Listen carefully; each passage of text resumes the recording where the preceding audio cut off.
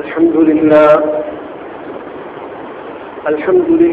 نحمده ونستعينه ونستغفره ونؤمن به ونتوكل عليه ونعوذ بالله من شرور أنفسنا ومن سيئات أعمالنا من يهده الله فلا مضل له ومن يضلل فلا هادي له ونشهد أن لا إله إلا الله وحده لا شريك له ونشهد أن سيدنا ومولانا محمدا عبده ورسوله أما بعد فأعوذ بالله من الشيطان الرجيم بسم الله الرحمن الرحيم يا أيها الذين آمنوا لا تتخذوا آباءكم وإخوانكم أولياء أن استحبوا الكفر على الإيمان ومن يتولهم منكم فأولئك هم الظالمون قل إن كان آباؤكم وأبناؤكم وإخوانكم وأزواجكم وعشيرتكم وأموال اقترفتموها وتجارة تخشون كسادها ومساكن ترضونها أحب إليكم من الله ورسوله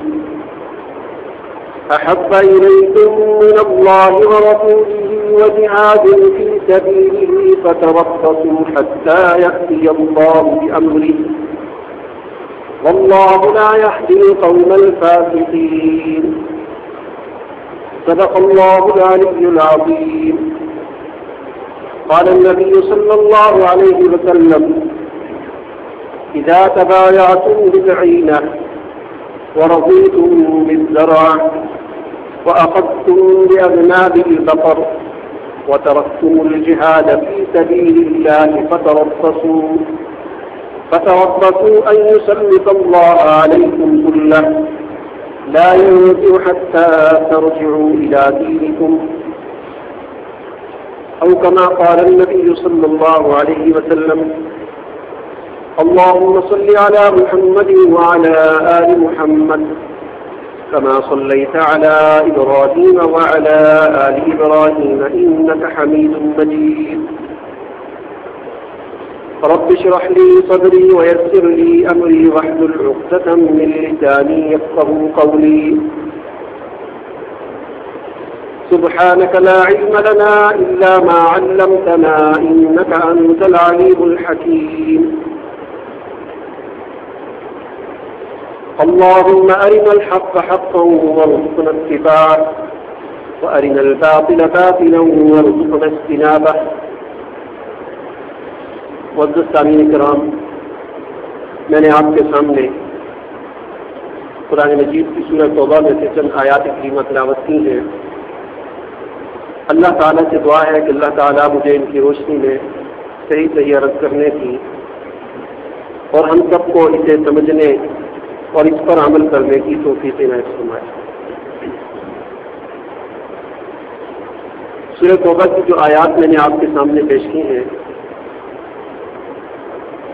इन आयात में अल्लाह ताला ने एक बहुत सख्त वईद बयान फरमाई है और ईमान की उस कैफियत को बयान किया है कि क़यामत वाले दिन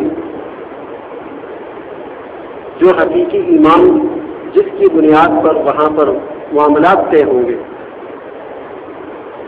उस ईमान को यहाँ पर बयान किया गया है और उसके साथ मुसलमानों के लिए एक बहुत ही सख्त वईद इस आयत में अल्लाह ताला ने बयान की।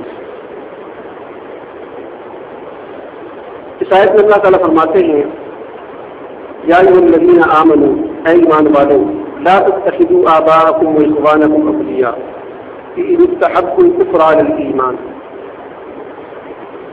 फरमाया कि अपने बापों को और अपने भाइयों को, उन अपने बापों और उन अपने भाइयों को कि जो कुफर को पसंद करते हैं उनको अपना दोस्त मत बनाओ। ومن يتولهم منكم فأولئك هم الظالمون، اور جو ان کے ساتھ دوستی لگائے گا ہمارے یہی لوگ ظالم ہیں۔ اس نے اگلی آیت میں فرمایا کہ قل ان کان آباؤکم، فرمایا کہ پیغمبر صلی اللہ علیہ وسلم آپ ان سے کہہ دیجیے، اہل ایمان سے مسلمانوں سے کہہ دیجیے کہ اگر تمہارے باپ و بناؤکم تمہارے بیٹے، و اخوانکم تمہارے بھائی، و ازواجکم تمہاری بیویاں، و عشیرتکم اور تمہارے رشتے دار تمہارے خاندان، ان 5 چیزوں کا یہاں پر ذکر کیا، باپ، بیٹے، بھائی، بیویاں اور رشتے دار۔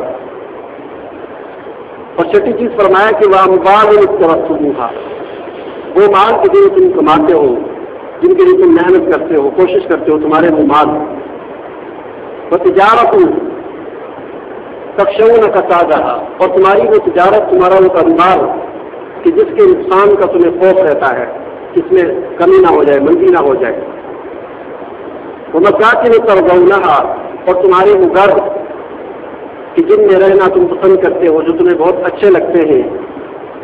یہ ساری کی ساری یہ 8 چیزیں بیان کرنے کے بعد فرمایا کہ احب الیکم، اگر تمہیں یہ زیادہ محبوب ہیں من اللہ ورسولہ وجہاد فی سبیلہ، اللہ سے اور اس کے رسول سے اور اللہ کے راستے میں جہاد کرنے سے یہ چیزیں تمہیں زیادہ محبوب ہیں، فتربصوا، تو پس پھر انتظار کرو، حتی یأتی اللہ بامرہ، یہاں تک کہ اللہ کا امر آ جائے، واللہ لا یہدی القوم الفاسقین، اور اللہ تعالیٰ فاسق قوم کو ہدایت نہیں بخشتے۔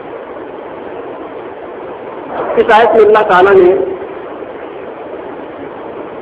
اپنی محبت اور اپنے رسول صلی اللہ علیہ وسلم کی محبت اور جہاد کی محبت پر دوسرے جو علائق دنیا ہیں یا دنیا کے مال و دولت ہیں، ان چیزوں کی محبت کو ترجیح دینے پر سخت وعید بیان فرمائی ہے۔ جہاد فی سبیل اللہ یہ کیا چیز ہے؟ جہاد کسے کہتے ہیں؟ اس کا معنی کیا ہے؟ اس کی حقیقت کیا ہے؟ جہاد کی ابتدائی منزل کیا ہے؟ ابتدا کیا ہے؟ پہلا مرحلہ کیا ہے؟ پھر اس کی انتہا کیا ہے؟ اس بارے میں آج تھوڑی سی گفتگو ہوگی کہ جہاد کسے کہتے ہیں، کیونکہ اس آیت میں اللہ تعالیٰ نے ترک جہاد پر بہت سخت وعید بیان فرمائی ہے،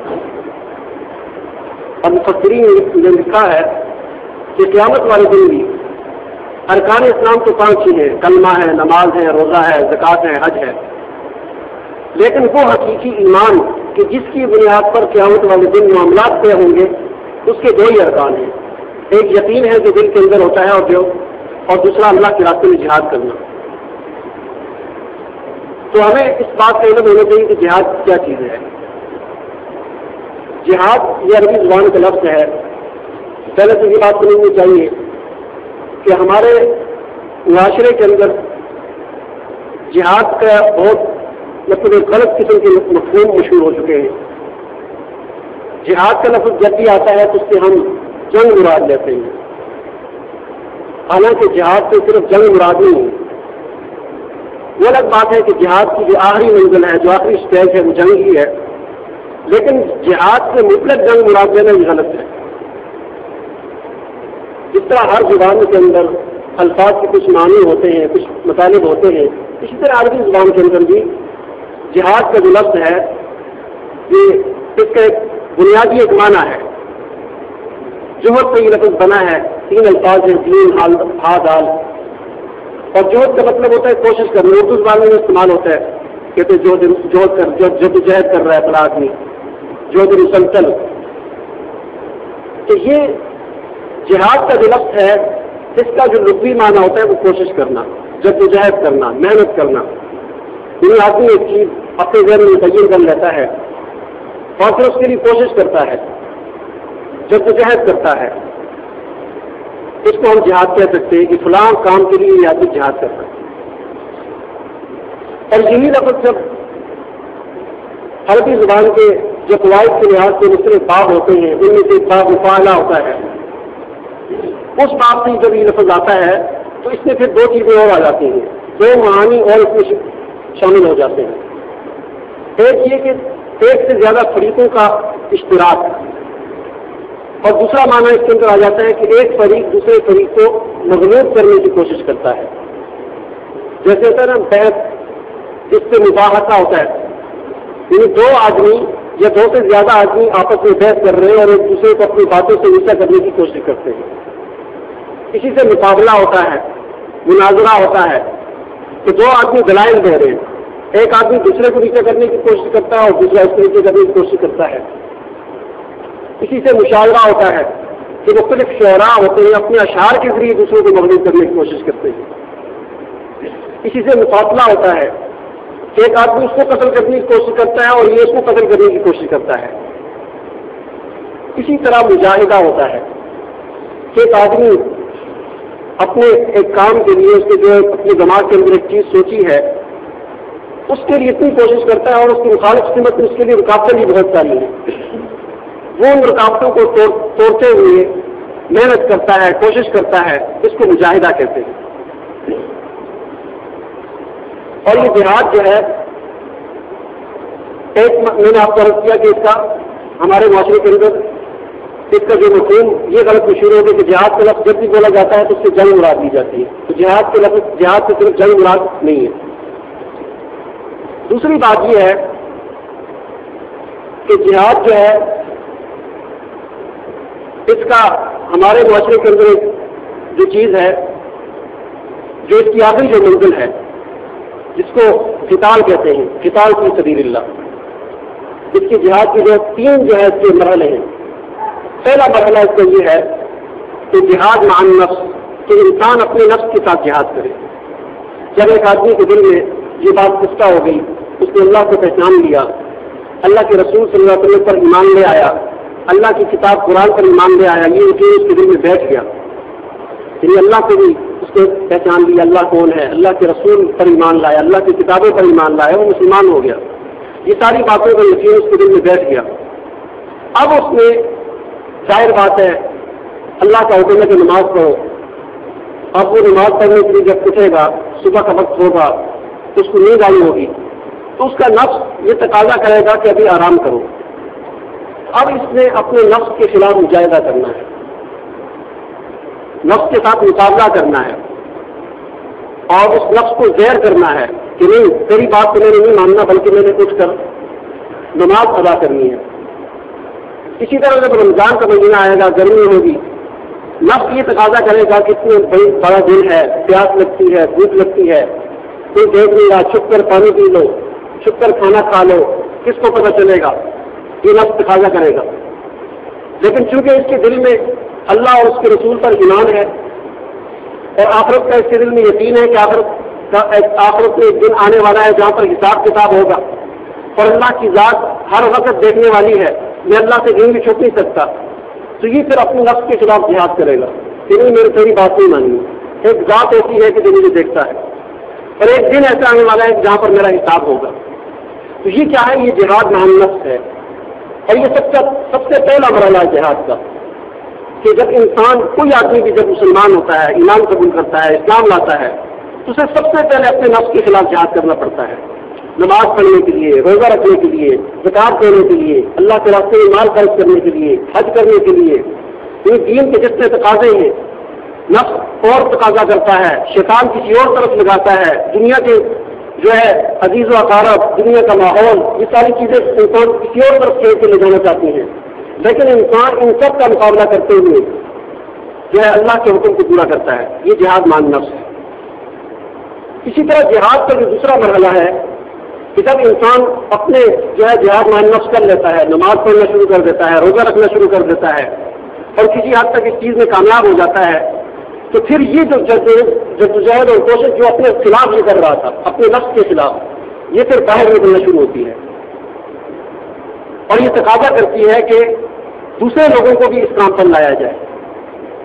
یہ جہاد کا دوسرا مرحلہ ہوتا ہے کہ انسان جس طرح کہ حدیث میں آتا ہے کہ تم میں سے کوئی بھی کامل مومن نہیں ہو سکتا اس وقت تک کہ جب تک وہ دوسرے اپنے مسلمان بھائیوں کے لیے وہ چیز پسند نہ کر لے جو اپنے لیے پسند کرتا ہے. ظاہر بات ہے جب آدمی اپنے نفس کے خلاف جہاد کرتے ہوئے اس بات سے پسند کرتا ہے کہ مجھے نماز پڑھنی چاہیے, اسی میں میرا فائدہ ہے, یہ چیز جب اس نے اپنے لیے پسند کی ہے تو اب جب اپنے لیے پسند کی ہے تو ایمان کا تقاضا یہ ہے کہ اس چیز کو دوسروں کے لیے پسند کرے. اور اب وہ اس بات کی کوشش شروع کر دیں، اس بات کی محنت کر دیں کہ دوسرے لوگ بھی نمازی بن جائیں۔ یہ جہاد کا دوسرا مرحلہ ہوتا ہے کہ انسان دعوت و تبلیغ کا آغاز کر لیتا ہے کہ جس دین کو اس نے خود سمجھا ہے اور اللہ اور اس کے رسول کے احکامات کو جن کو اس نے خود سمجھا ہے اور ان پر ایمان لایا ہے اور ان پر یقین لایا ہے، اب اس چیز کو دوسروں تک پہنچانا شروع کر دیتا ہے۔ اب وہ آرام سے نہیں بیٹھتا، بلکہ اس کی خواہش یہ ہوتی ہے کہ جو چیز میں نے سیکھی ہے اس کو دوسروں کو سکھاؤں، دوسرے سارے کے سارے لوگ نمازی بن جائیں، سارے کے سارے لوگ روزگار بن جائیں، سارے کے سارے لوگ اللہ اور اس کے رسول کے حکموں کی فرمانبرداری کرنے والے بن جائیں۔ یہ جہاد کا دوسرا مرحلہ ہوتا ہے۔ تو جہاد کا دوسرا مرحلہ دعوت و تبلیغ، اور یہ دعوت و تبلیغ کا مقصد کیا ہوتا ہے؟ دعوت و تبلیغ کا مقصد اتمام حجت ہوتا ہے کہ انسانوں پر حجت تام ہو جائے کہ کل قیامت کے دن کوئی آدمی یہ نہ کہہ سکے کہ مجھ تک دین پہنچا نہیں ہے۔ اور دعوت و تبلیغ کرنے کے لیے ہر دور کے اندر جو بھی ذرائع میسر ہوئے گے ان کو استعمال کیا جائے گا، جیسا کہ حضور اکرم صلی اللہ علیہ وسلم نے اپنے دور میں، اس وقت کا جو رواج تھا، اس وقت کیا ہوتا تھا کہ جب کوئی اہم بات ہوتی تھی، جب کوئی نئی بات ہوتی تھی اور ضروری اور بہت ہی ضروری بات ہوتی تھی، لوگ پہاڑ پر کھڑے ہو جاتے تھے، اپنے کپڑے پھاڑ دیتے تھے۔ کوئی آدمی کپڑے پھاڑ کر اونچی جگہ پر چلا جاتا اور وہاں سے پکارتا سارے لوگوں کو، اعلان کرتا۔ یہ ایک نئی چیز کا اعلان ہوتا تھا۔ جب حضور اکرم صلی اللہ علیہ وسلم کو نبوت دی گئی اور اللہ تعالیٰ نے حکم دیا کہ اب اس بات کو، آپ اس دعوت کو پھیلائیں آگے دوسرے لوگوں تک، تو حضور صلی اللہ علیہ وسلم نے بھی اس طریقے کو اپنایا۔ آپ صلی اللہ علیہ وسلم کوہ صفا پر چلے گئے، اگرچہ آپ نے کپڑے پھاڑنا وہ آپ کی مناسب نہیں تھا، اس طرح آپ نے نہیں کیا، لیکن آپ کوہ صفا پر چڑھ گئے، پہاڑی کی چوٹی پر چڑھے گئے، وہاں پر آپ نے آوازیں لگائیں، ایک ایک سردار کو پکارا اور لوگوں کو وہاں پر جمع کیا۔ لوگ سارے جمع ہو گئے، کیا اہم بات ہے، کس چیز کا آپ سب اعلان کرنے لگے ہیں؟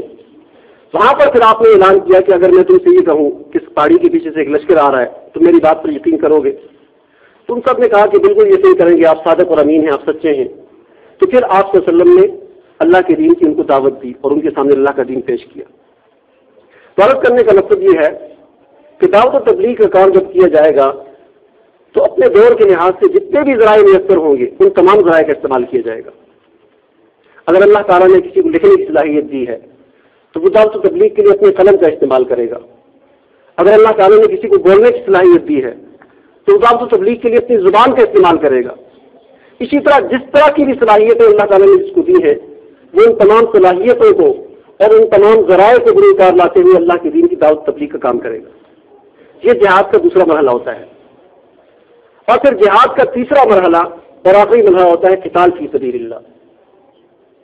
ظاہر بات ہے جب اللہ کی دین کی دعوت کسی کو دی جاتی ہے تو کچھ لوگ ہوتے ہیں کہ وہ مان لیتے ہیں، وہ اس دعوت کو قبول کر لیتے ہیں، اور کچھ لوگ ایسے ہوتے ہیں کہ جو اس دعوت کو قبول نہیں کرتے، بلکہ قبول نہ کرنا تو الگ بات ہے، اس کے آگے رکاوٹ بن جاتے ہیں اور اللہ کی دین کی دعوت دینے والوں کے راستے میں رکاوٹ بن جاتے ہیں اور ان کو ختم کرنے کی کوشش کرتے ہیں اور اپنا نظام اور اپنے نظریات، غلط نظریات، باطل نظریات کو پھیلانے کی کوشش کرتے ہیں، ان کو غالب کرنے کی کوشش کرتے ہیں۔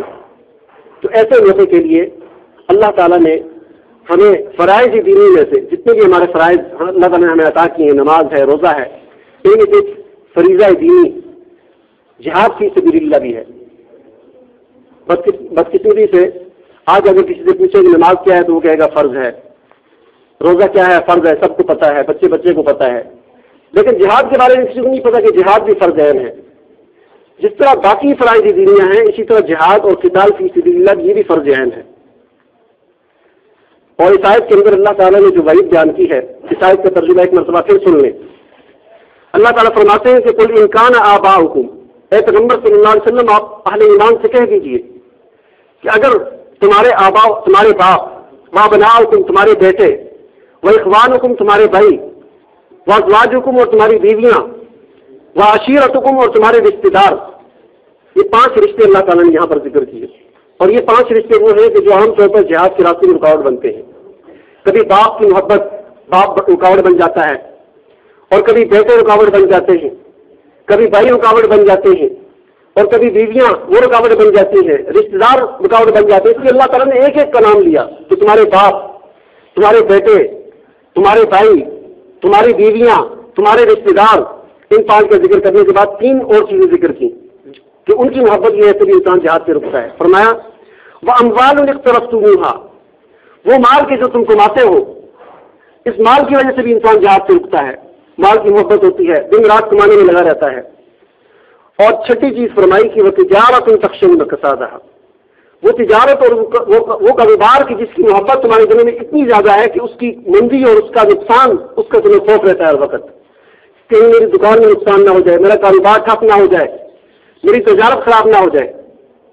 اور 8ویں چیز بیان فرمائی کہ وہ مساکن ترضونہا، کہ وہ تمہارے گھر جو تم نے تعمیر کیے ہیں، بڑے خوبصورت گھر، ان پر تم راضی ہو، ان کی محبت تمہارے دلوں میں بیٹھی ہوئی ہے.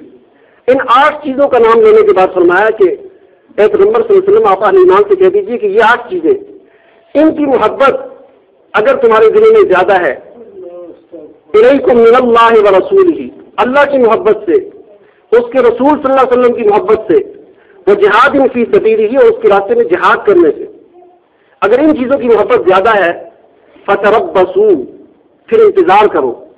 بعض مفسرین نے کمانا کیا کہ فتربصوا، پھر دفع ہو جاؤ. فرمایا کہ فتربصوا، پھر انتظار کرو. کس چیز کا؟ حتی یاتی اللہ بامرہ، یہاں تک کہ اللہ کا امر آ جائے، اللہ کا حکم آ جائے. ظاہر بات ہے اللہ کی نافرمانی کی صورت میں اللہ کا کیا حکم آئے گا؟ سزا والا ہی حکم آئے گا پھر. اور اسی چیز کو حدیث کے اندر حضور کریم صلی اللہ علیہ وسلم نے بیان فرمایا کہ اذا تبایعتم بالعینہ، کہ جب تمہارا مقصد حیات خرید و فروخت بن جائے، ورضیتم بالزرع، اور تم کھیتی باڑی کے ساتھ جب تم راضی ہو جاؤ، واخذتم باذناب البقر، اور گائے بیل کی دم تم پکڑ لو. مطلب یہ ہے کہ ہر وقت انہی کے ساتھ لگے رہو، کھیتی باڑی میں، جانوروں کے پالنے میں، ان کا خیال رکھنے میں. وترکتم الجہاد فی سبیل اللہ، اور تم اللہ کے راستے میں جہاد کو ترک کر دو. فرمایا کہ فتربصوا، پھر انتظار کرو، ان یسلط اللہ علیکم ذلا، اللہ تعالیٰ تم پر ایسی ذلت مسلط کرے گا کہ اس ذلت اور رسوائی سے نکلنے کی کوئی صورت نہیں ہوگی. حتی لا ینزع حتی ترجعوا الی دینکم، کہ جب تک تم اپنے دین کی طرف دوبارہ لوٹ کر نہ آ جاؤ. آج دیکھو دنیا کے اندر مسلمانوں کے پاس کس چیز کی کمی ہے. پوری دنیا کے اندر مسلمانوں کے پاس رقبہ، زمین کا رقبہ سب سے زیادہ ہے، تیل سب سے زیادہ ہے، پیسہ سب سے زیادہ ہے، آبادی سب سے زیادہ ہے، وسائل ہیں، نوجوانوں کی قوت سب سے زیادہ ہے، ملک سب سے زیادہ ہے، ہر چیز میں مسلمان سب سے زیادہ ہیں، لیکن اس کے باوجود ذلیل ہیں، بالکل ذلیل ہے. اس کی وجہ کیا ہے؟ اس کی وجہ یہی ہے جو اللہ تعالیٰ نے اس آیت کے اندر اور حضور اکرم صلی اللہ علیہ وسلم نے اس حدیث کے اندر واضح طور پر بیان کر دی کہ جب تمہارا دن رات شب و روز خرید و فروخت کے اندر تم مشغول ہو جاؤ، کھیتی باڑی والا مشغلہ بن جائے. اور اس کا مطلب یہ نہیں کہ انسان خرید و فروخت نہ کرے، تجارت نہ کرے. مقصد یہ ہے کہ اس کے ساتھ ساتھ اللہ کے دین کی جو تقاضے ہیں ان کو پورا کیا جائے. اور فرمایا کہ جب تم جہاد کو ترک کر دو تو پھر اس بات کا انتظار کرو کہ اللہ تعالیٰ تم پر ذلت مسلط کر دے گا. اور یہی ذلت آج ہم پر مسلط ہے، جس کی وجہ سے پوری دنیا کے اندر مسلمان رسوا ہیں، پوری دنیا کے اندر مسلمان ذلیل ہیں. دعا کریں اللہ تعالیٰ میں عمل کرنے کی توفیق عطا فرمائے.